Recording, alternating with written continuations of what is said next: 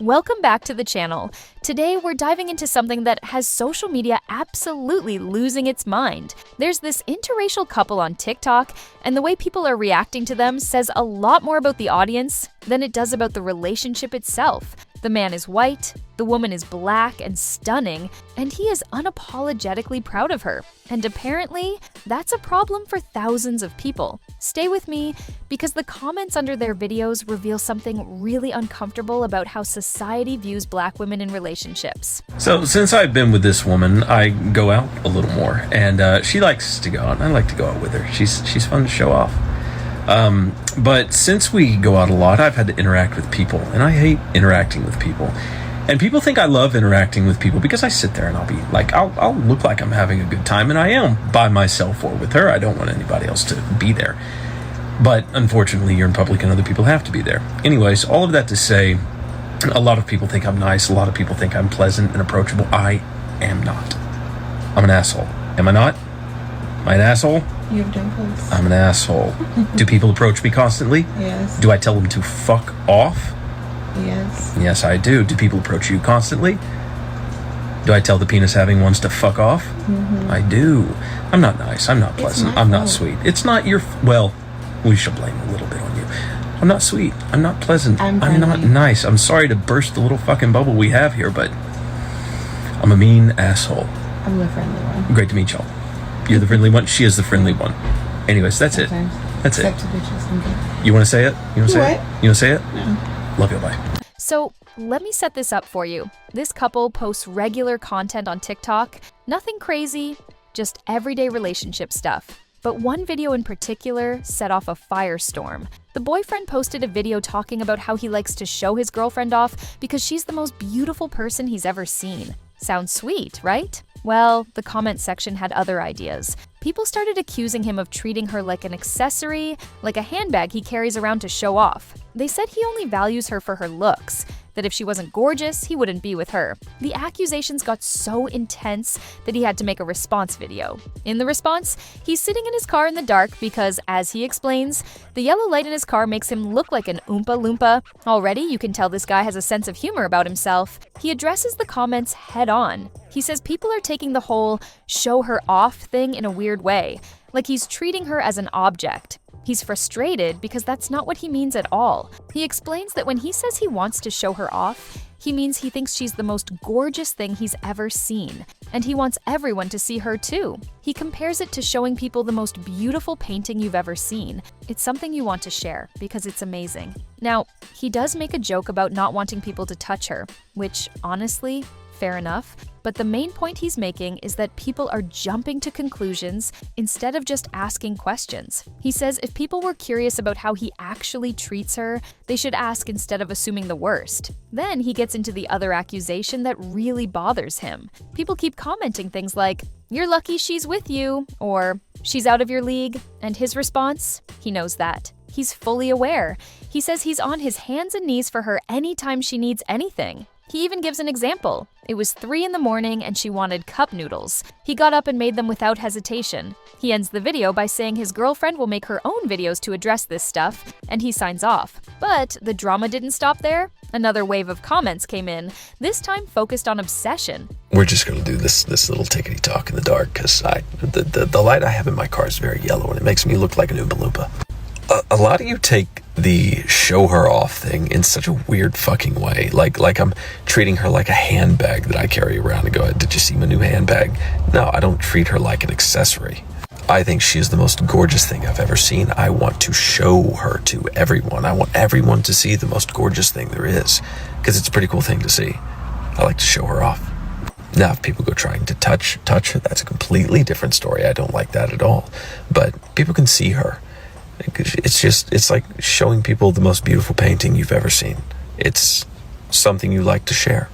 And instead of jumping to y'all's little conclusions, if you actually asked the questions about the things you're curious about, instead of assuming there's shitty things going on here or shitty things going on there, like this, you're lucky she's with you. I fucking know that.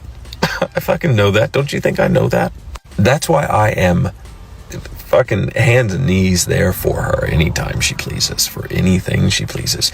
It was 3 a.m. the other day, and she's like, I would really like a cup of noodles. Could you go make me a cup of noodles? I said, of course, dear. Anything you need, dear. But don't take my word for it. I'll let her tell you all about it. She's wanting to make some videos tomorrow, so she'll throw something about it in there. Anyways, that's it. Love y'all. Bye. People started saying he's obsessed with her because she's beautiful, and if she wasn't attractive, he wouldn't care about her the same way. So he makes another video. This time his girlfriend is with him, and you can tell he's annoyed. Someone asked him, "Would you love her if she wasn't gorgeous?" And he calls it out immediately as a trap question. He compares it to the "would you love me if I was a worm" meme. His girlfriend actually asks him that worm question in the video, and he answers it genuinely. He says he'd make her a little dirt biome and get her worm buddies to play with, but then remembers she's scared of bugs, so he'd get her Legos instead because they're not scary. It's actually a really sweet moment that shows how well he knows her, but then he gets serious. He explains that there's nothing that could happen to her that would make her less beautiful to him. He acknowledges that yes, she's physically stunning, but that's a bonus, not a requirement. He says beauty fades. He knows he'll get older, lose his hair, probably lose parts of his limbs somehow, but she'll love him through all of that. Then he talks about what really matters to him, her intellect, her soul. He says she's the purest, smartest, most fun person he's ever met. She's his everything. I don't know what this is trying to do. You're trying to prove something with this, I would imagine, but I'll answer your fucking stupid little question. You think this is a genuine question? How is this a genuine question? This is like, would you love me if I were a worm type thing. Genuine question. You think would you love her if she wasn't gorgeous is a genuine question. I think So they're trying to trap me. Would you love me if I were still a worm? Would that not be a genuine question? Yeah, but I've already answered that question. Would you still love me? I'd make you a little dirt biome lovely. You'd be the happiest fucking worm there is. I'd get you little worm buddies to play. Wait, no, you're scared of bugs. I can't get you worm buddies. I get you Legos to play with because they're not scary. Okay. The question you're asking is not simple because there's nothing that could happen to this woman that would make her less beautiful to me, less gorgeous. The fact that she is physically just stunning is a plus, but not a prerequisite. So, yes, I will always love her for exactly who she is, whether she maintains the same physical appearance she does now or not. Like, I know beauty fades. Like, I'll get older, my hair will fall out, I'll probably lose parts of my limbs in some way, but this woman will love me through eternity. Because Oh, I'm sorry. whilst her exterior is and posterior is amazing, this woman's intellect and her soul, if there's such a thing, is the purest there has ever been. She's the smartest, she's the best, she's the most fun, she's my everything. And so yes, I will love her far beyond any physical representation that she might have. Love y'all, bye. He'll love her far beyond any physical appearance she might have. The video ends with both of them signing off together. Now, here's where things get even more intense. People notice that he has her name tattooed on both sides of his head, right next to his ears. This sent the internet into another spiral. Comments flooded in saying he's obsessed, the relationship is unhealthy, she's not safe with him. People started diagnosing him with mental illnesses based on TikTok videos. They said the tattoos prove he's unhinged. One person commented that the relationship seems toxic because he's too attached. Another said she needs to run. The accusations kept piling up. So he makes another video addressing this. He talks about how difficult it is to let your partner do their own thing when you adore them and want to spend every moment with them. He gives a specific example. His girlfriend went for a 30-minute walk one day. She never goes for walks, so this was unusual. She was in a safe neighborhood, perfectly capable of protecting herself. She invited him to come with her, but he had just woken up and his stomach wasn't feeling great, so he didn't go. He told her to be safe and that he'd watch her location the entire time. And he did exactly that. He followed her location on his phone for the full 30 minutes, wondering if she was okay, if anyone was trying to grab her from the side of the road. He admits it's really hard for him to let her do things alone because he feels like he's supposed to always be there protecting her. He acknowledges this isn't common for them because they do everything together. But when she wanted to do something on her own, he let her, even though it made him anxious. He ends the video by saying not enough people talk about how difficult that is. The comments under this video were ruthless. People said he's controlling. They said watching her location for 30 minutes is stalker behavior. They called the relationship codependent and unhealthy.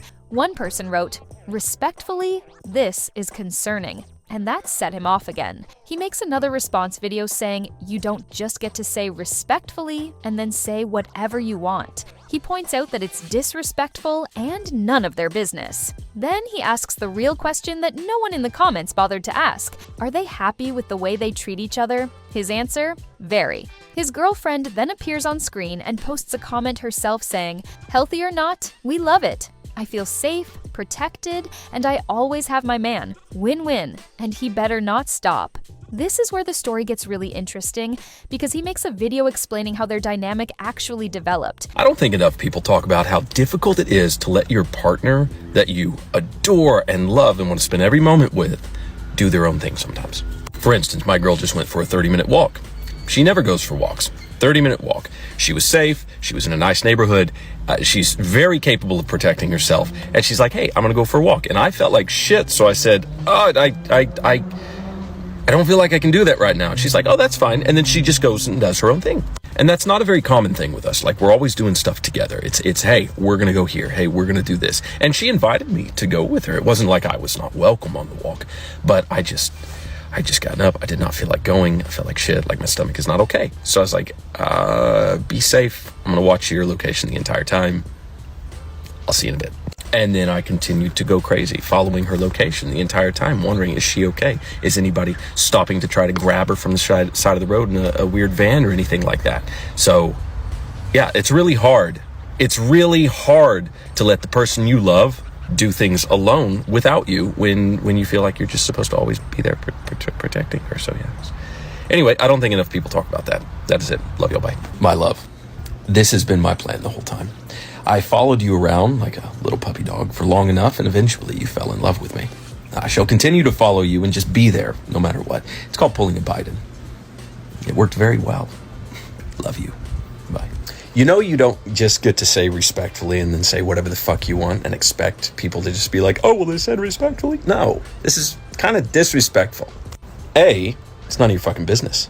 B, you didn't even care to ask if we are happy with the way we treat each other. Are we happy with the way we treat each other? Very. So, respectfully, shut the fuck up. Love you. Bye. Read it.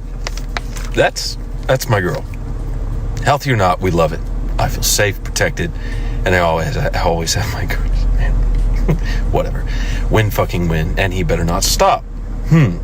When I first met her, I was all about her doing her own thing. I didn't want to impose. I didn't want to seem controlling. I didn't want to hover. I didn't want to seem like I was just always around. Till one day she told me, "You know, I always want you around, right?" I was like, "You sure? That's a pretty big thing to always have me around." And we talked about it with each other. And we're like, "Yeah, we always want each other around. It's weird." And then we started talking about like the guys that would come up and talk to her. She's like, "Why don't you ever like say anything?" I was like, "Well, I didn't know I could."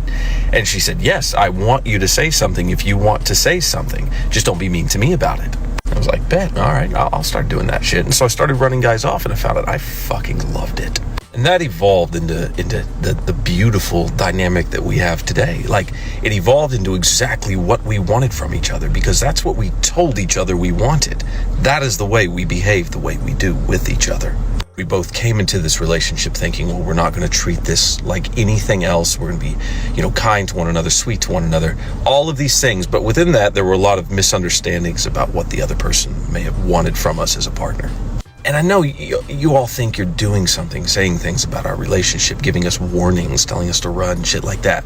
But what you don't understand is we chose where we're at, and we curated it extremely specifically to our wants and needs. You may call that unhealthy attachment. I call it finding exactly what you wanted and sticking with it and protecting it at all costs. Love y'all. Bye. When he first met her, he was all about giving her space. He didn't want to seem controlling or like he was hovering. He wanted her to do her own thing. But one day she told him, "You know, I always want you around, right?" He was surprised. He asked if she was sure because that's a big thing, always having someone around. They talked about it and realized they both wanted to be around each other constantly. They thought it was weird at first, but it's what they both wanted. Then they talked about guys who would come up and try to talk to her. She asked him why he never said anything. He told her he didn't know he could. She said yes. She wanted him to say something if he wanted to. Just don't be mean to her about it. So he started running guys off, and he loved it. That evolved into the dynamic they have now. He explains that they curated their relationship extremely specifically to their wants and needs. They told each other what they wanted and then built their relationship around that. He acknowledges that people might call it unhealthy attachment, but he calls it finding exactly what you wanted and protecting it at all costs. Now, let's talk about what's really going on here. The person narrating the original video I'm referencing makes an observation that I think is spot on. She says she's noticed that people do not like non-black men being very proud of their black women. Anytime a non-black man is married to or dating a black woman and he's proud of her, always showing her off, always talking about her, people make assumptions. They say he's obsessed, they say he has a fetish, they say he's using her for views. They have to find something to tag the relationship with because in their heads, they've built this narrative that no way would a non-black person feel so proud of dating a black woman. She points out that she's seen countless comments saying that most people who date black women are not proud of them.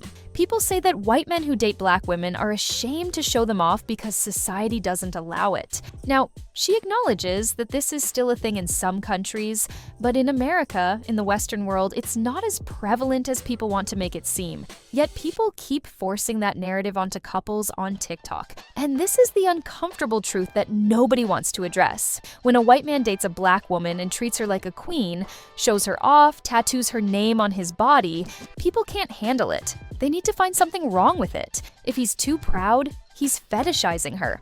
If he's too protective, he's controlling. If he's too in love, he's obsessed. There's no winning. Meanwhile, when black women are ignored, overlooked, or treated poorly in relationships, those same people will say, "See, nobody values black women. It's a lose-lose situation." The narrator of the video I watched says it makes her angry when she reads comments from black men and non-black women on these types of videos. And I get it, because what these comments reveal is that people don't want to believe that black women can be loved loudly, proudly, and publicly by non-black men. They've internalized this idea that black women are only acceptable in certain contexts, and when someone breaks that mold, people panic. Let's be real about something. This woman is gorgeous, objectively stunning, and her boyfriend is very aware of that. But he's also made it clear multiple times that her beauty is not why he loves her. He's talked about her intellect, her personality, her soul.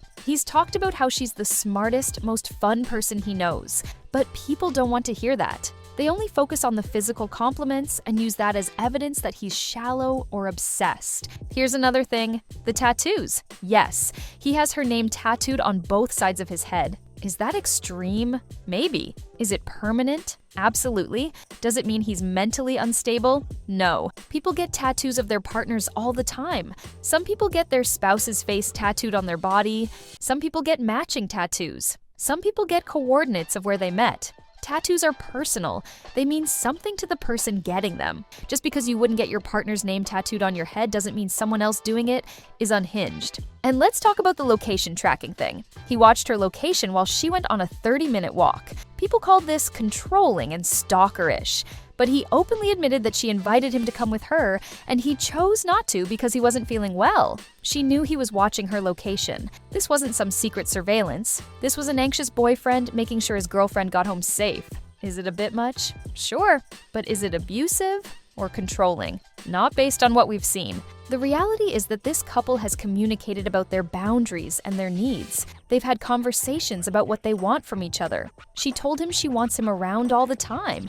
She told him she wants him to speak up when other guys approach her. She's an active participant in creating the dynamic they have. She's not some helpless victim being controlled by an obsessive boyfriend. She's a grown woman who has made her preferences clear. But people don't want to see it that way. They want to paint him as the villain and her as the victim because that fits the narrative they're comfortable with. The idea that a black woman could be in a healthy, happy relationship with a white man who adores her publicly is too much for some people to accept. So they pick it apart. They find problems where there aren't any. They diagnose mental illness from 15-second TikTok videos. They tell her to run when she's never indicated she wants to leave. This brings up a bigger question about how we engage with couples online. People feel entitled to dissect relationships based on snippets of content. They feel qualified to diagnose people with mental illnesses, declare relationships toxic, and tell strangers to leave their partners. All based on videos that show maybe 1% of the full picture. It's wild when you think about it. You wouldn't walk up to a couple in public and tell them their relationship is unhealthy based on a 2-minute interaction. But on the internet, that's normalized, and the double standard is glaring. When Black women talk about wanting partners who are proud of them, who show them off, who are protective and attentive, people agree. They say Black women deserve that. But when a Black woman actually has that, people find reasons to tear it down. Suddenly it's too much, it's obsessive, it's unhealthy, it's fetishization. The goalpost keeps moving. I also want to point out something the narrator said that stuck with me. She mentioned how the internet doesn't want to hear that anybody loves Black women. They always want to hear that Black women got rejected. She referenced something called Danish deception, which I'm not entirely familiar with. But the point stands. There's this weird satisfaction some people get from seeing Black women fail in relationships. And when Black women succeed, when they're loved loudly and proudly, it disrupts that narrative, so people create problems to bring it back to familiar territory.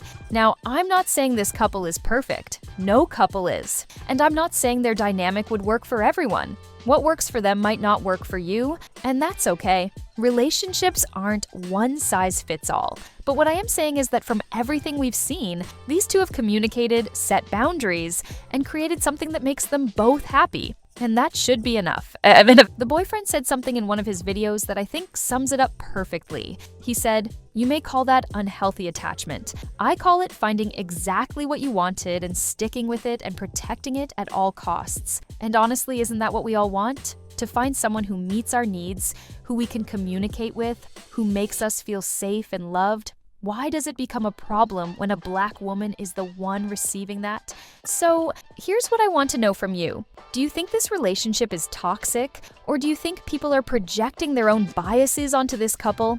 Do you think the boyfriend is genuinely obsessed in an unhealthy way? Or do you think he's just a man who's deeply in love and isn't afraid to show it? And be honest, do you think the reaction would be the same if she wasn't Black? Drop your thoughts in the comments because I'm really curious to see where people stand on this. And if you made it this far, go ahead and subscribe if you haven't already. We talk about relationship dynamics, social media drama, and all the uncomfortable conversations people try to avoid. Hit that notification bell so you don't miss the next video. I'll see you in the next one.